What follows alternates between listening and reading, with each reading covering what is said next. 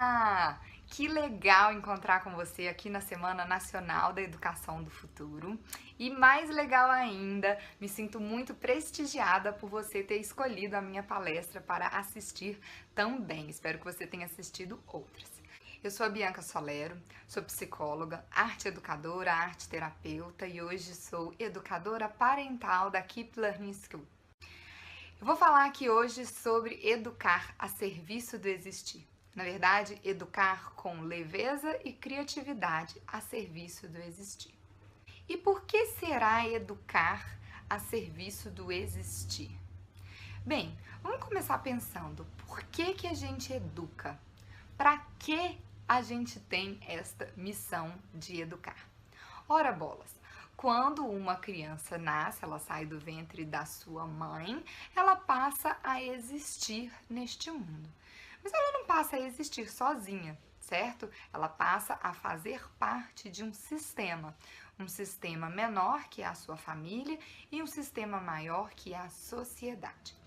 Logo, necessariamente, ela vai ter que respeitar minimamente algumas regras, algumas explícitas, outras implícitas, mais ocultas, mas é necessário o mínimo de respeito a essas regras para que haja convivência. E isso não é só uma criança, e sim todas. Na verdade, todas as pessoas que existem precisam respeitar minimamente algumas coisas para que haja convivência. Porém, muitas vezes a gente só se atenta a estas regrinhas de convivência. A gente ensina, por exemplo, que não pode bater, que não pode xingar, que é importante respeitar as pessoas. Muitas vezes a gente super protege a criança de alguns riscos em casa ou riscos enquanto ela estiver brincando para preservar a vida delas, certo? Ou seja, para fazer com que elas continuem existindo. Porém, somos seres humanos, os seres mais evoluídos, os animais mais evoluídos do planeta que se tem conhecimento até hoje. E, portanto, não nos satisfazerá, quando formos adultos, o simples existir. Não basta que sejamos simples partes, né, de uma comunidade, de uma família. Não basta apenas que a gente tenha sobrevivido a várias quedas, a várias brincadeiras e estejamos intactos quando nós estivermos ali por volta dos 30, 40 anos. A gente precisa ter um porquê viver. E este porquê viver é o que eu chamei a favor ou a serviço do existir. A nossa existência precisa ter um significado. Na chamada dessa palestra, eu cutuquei algumas pessoas perguntando: você sabia que todas as crianças já nascem sabendo o que elas vão ser quando crescer? Pois é, na verdade, a gente nasce com um porquê. Senão, a gente não precisava ter nascido. E esse porquê, ele vai se aflorando ao longo da nossa vida. E deveria ser muito natural, quando a gente chegasse na época de escolher uma profissão, a gente saber o que a gente iria fazer para o mundo, independente se já existe um curso formativo, né, uma faculdade ou um curso técnico para que eu prestasse aquele meu serviço. Mas o que acontece não é bem isso. Muitas vezes, no meio do caminho, a gente tem que suar a camisa para descobrir o que realmente dá sentido à nossa existência. Muitas vezes, quando a gente pergunta para os nossos filhos o que eles vão ser quando crescer, eles não sabem nos responder. E conosco também provavelmente foi assim. E pior, existem muitos adultos, né, por volta dos seus 30, 40 anos, que estão perdidos sem encontrar existência. Às vezes eles têm até profissão, trabalham, ganham seu dinheiro, mas não encontram sentido no seu existir. E esse é um tema muito importante para a gente pensar no futuro. Sabe por quê? Todas as profissões estão ameaçadas com a invasão da tecnologia. Na verdade, eu nem digo com a invasão, né? Naturalmente a tecnologia veio se desenvolvendo, acho que não é justo dizer que é invasão, e com isso ela tem ganhado espaço. Inclusive, eu queria aqui abrir um parênteses, né? E dizer que hoje já existem várias pesquisas sobre essa interferência das máquinas no mercado de trabalho futuro. Inclusive, uma que me chama muito a atenção, que diz que 65% das crianças que entram hoje nas escolas trabalharão em profissões que ainda não existem. Então, se a gente não tem nem ideia do que as nossas crianças, de qual será a profissão que elas vão exercer, eu entendo como ainda mais importante falar da existência delas como algo que faz sentido, como algo que tem significado, para além de uma profissão. Então, se a gente pensa na educação do futuro, que educação deve ser essa? Ora, uma educação a favor, uma educação a serviço do existir. Como assim, Bianca? É importante que nós, pais, mães e educadores, começamos a entender que as crianças nascem já com um motivo pelo qual elas existem no mundo. É preciso que nós, pais, mães, educadores, fiquemos conectados neste sentido, né? A gente precisa ficar ligado que a criança já nasce com o que ela vai ser quando crescer. E nós temos a missão apenas de permitir que este propósito, como assim é chamado mais socialmente, né, mais comumente, mais no senso comum, é preciso que a gente fique ligado e permita que este propósito se desabroche naturalmente ao longo da vida. E por que será que ele não desabrocha? É daí onde vem o meu lema, leveza e criatividade. Nós, pais, mães e educadores, precisamos ter leveza e criatividade para educar as nossas crianças a serviço do existir, a serviço da existência delas, para permitir que elas, ao longo da vida, descubram naturalmente o que elas vieram fazer no mundo e possam, portanto, assumir papéis profissionais quando elas forem adultas que tenham sentido e que tenham significado. E se tiverem sentido e significado, não serão substituídas pela máquina. Então vamos lá. O que seria de fato educar com leveza e criatividade? Leveza, para mim, é educar conectado com a sua essência de educador, né? E com a essência da criança. É o seguinte, a gente sabe que existem várias regrinhas, né? Eu falei lá no início das regras de convivência, mas existem também várias regras ocultas que a gente precisa respeitar, né? Então, por exemplo, a regra de faixa etária que o dentinho precisa nascer, que a criança precisa desfraldar, a época que ela precisa entrar na escola, a época que ela não pode entrar na escola, a época que ela tem que passar no vestibular. E assim vai. E todas essas caixinhas e essas regras ocultas, muitas vezes nos distanciam da essência da criança, daquilo que ela, como ela, realmente precisa. Eu entendo que muitas destas regrinhas, especialmente aquelas conectadas à fisiologia do corpo, né, como o controle dos esfíncteres, da época que nasce um dente ou outro, elas devem sim ser olhadas e serem valorizadas, porém elas jamais devem ser uma meta a ser alcançada. Isso por quê?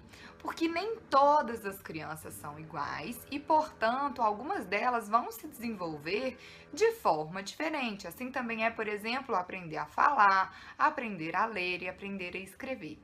E quando a gente se conecta muito nessas expectativas sociais, né, nessas regrinhas aí ocultas ou mesmo explícitas, a gente deixa de olhar para a criança como ela realmente é. Às vezes uma criança não aprende a ler e a escrever com 6 anos e ela não tem nenhum grande distúrbio, ela simplesmente tem um tempo um pouco mais devagar, né? A mesma coisa a respeito de que quando ela vai desfraldar. Então, se a gente for pensar em utilizar mais essas regras como algo para te nortear, mas não necessariamente como uma meta a ser atingida, a gente consegue educar com mais leveza. A gente consegue olhar para o nosso filho e pensar assim: deixa eu ver exatamente o que ele está precisando. É bem interessante que uma vez uma pessoa me perguntou: Bianca, eu já fiz de tudo para desfraldar o meu filho e ele já tem 4 anos e não faz cocô no vaso. E a vontade que eu tive foi: você já tentou parar de tentar? Ela já tinha falado que ela já tinha tentado de tudo. Porque muitas vezes toda essa carga de ansiedade, essa linha, essa mensagem oculta de que ele precisa começar a usar o vaso aos 4 anos, sobrecarrega ele, né, de uma pressão, de uma energia que ele não consegue lidar e que dificulta muito mais aquele processo.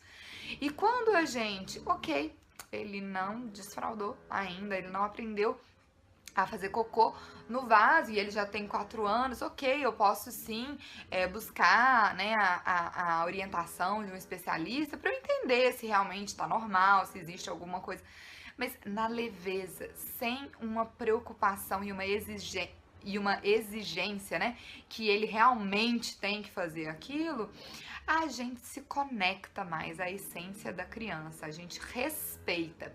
E neste ponto de quebra, de tabela, a gente está respeitando aquilo que ele veio a ser no mundo. Porque aquilo que ele veio a ser no mundo vem com todas essas outras, esses outros melindres, vamos dizer assim, né? Essas outras facetas. E quando a gente respeita isso, a gente está também respeitando toda uma personalidade, todo um serzinho que veio ao mundo diferente dos outros. E criatividade? Bom, educar com criatividade não só pressupõe que o próprio adulto resgate a sua criatividade, né? No sentido de encontrar alternativas sempre diferentes para poder educar, que isso é importante, mas principalmente que o adulto aprenda a nutrir a capacidade da criança. Bom, para começar, se eu disse que o adulto precisa resgatar a criatividade, você concorda comigo que a criatividade foi perdida em algum ponto, né? Bem, toda criança nasce criativa e mediante as relações em família, nas escolas e na comunidade em geral que a gente estabelece, a gente passa a ter a nossa criatividade bloqueada. Excessos de limites, excessos de não pode, a gente vai perdendo a nossa curiosidade, a gente vai perdendo a nossa coragem, porque os adultos muitas vezes nos colocam mais medo do que efetivamente nos ensinam a avaliar os riscos.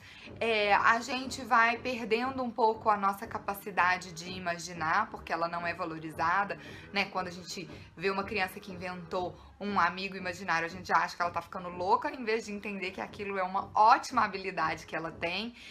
E a gente passa a também não perceber o que ela gosta, e às vezes ela gosta de cozinhar e a gente fala: não, cozinha não dá futuro, minha filha.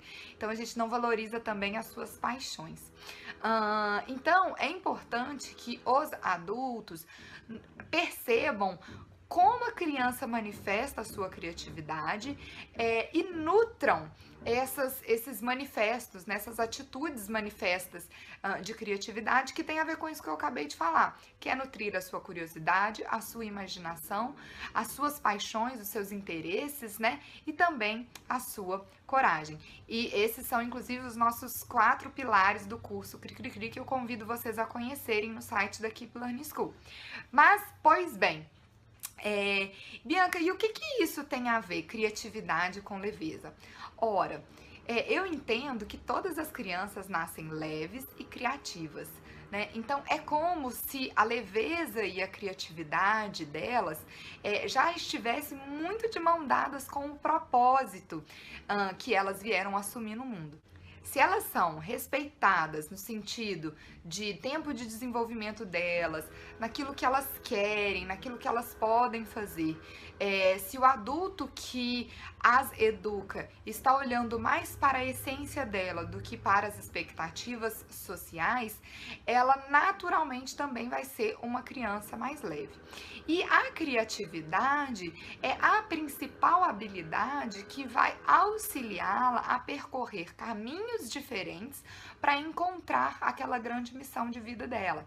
Então, por exemplo, Às vezes a gente testa uma possibilidade, a gente faz um curso e vê que aquele curso não era bem o que a gente queria.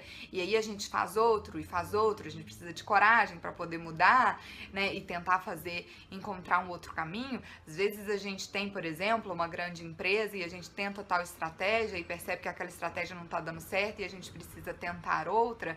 É a criatividade, a habilidade que mais nos permite errar e aceitar.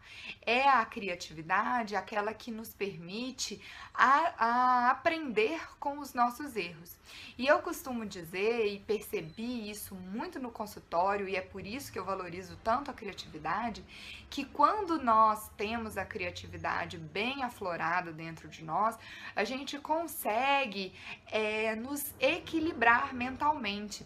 Todos nós somos compostos de luz e sombras, né, de coisas socialmente aceitas, que a gente adora mostrar e colocar à luz, e de coisas nem tão socialmente aceitas assim, que a gente tende a esconder e que ficam, inclusive, nos machucando. Quando a gente está num processo de autoconhecimento no consultório, por exemplo, é a criatividade que nos permite olhar para a luz, olhar para a sombra e equilibrá-las e entender que elas juntas podem ser ainda melhor.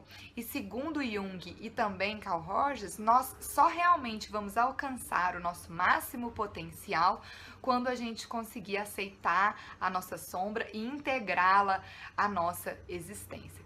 Então, olha só. Dei uma volta danada, né, baseado em vários estudos meus, para dizer que quando a gente educa com leveza e com criatividade, a gente permite que a criança seja aquilo que ela veio para ser. O que é, eu não sei. E a gente não precisa saber. Eu tenho 2 filhos, eu não faço a menor ideia, mas o fato de eu olhar para eles como pessoas diferentes da maioria e respeitar o tempo, o jeitinho de cada um, a personalidade de cada um, e conhecer um pouco mais sobre como nutrir curiosidade, paixão, coragem e imaginação neles, certamente os fará livremente, naturalmente, percorrer o caminho daquilo que realmente os fará felizes e daquilo que realmente dará sentido e significado à existência deles. E assim, eles estarão, vamos dizer, livres da possibilidade de serem substituídos por uma máquina. Então é isso que eu acredito, que a gente possa educar com leveza e com mais criatividade a serviço do existir das nossas crianças. E gostaria de convidar vocês, né, a seguirem o meu perfil no Instagram, @BiancaSolero, onde, dentre várias outras coisas, eu dou muitas dicas sobre esse educar que eu acredito com leveza e com criatividade. E por lá também vocês podem, eventualmente, dividirem comigo dúvidas sobre essa palestra. Bianca, não entendi na hora que você falou isso. Gostaria que você falasse um pouquinho mais sobre aquilo e a gente vai conversando e eu respondo vocês. Um grande abraço, agradeço o convite dessa participação e até a próxima.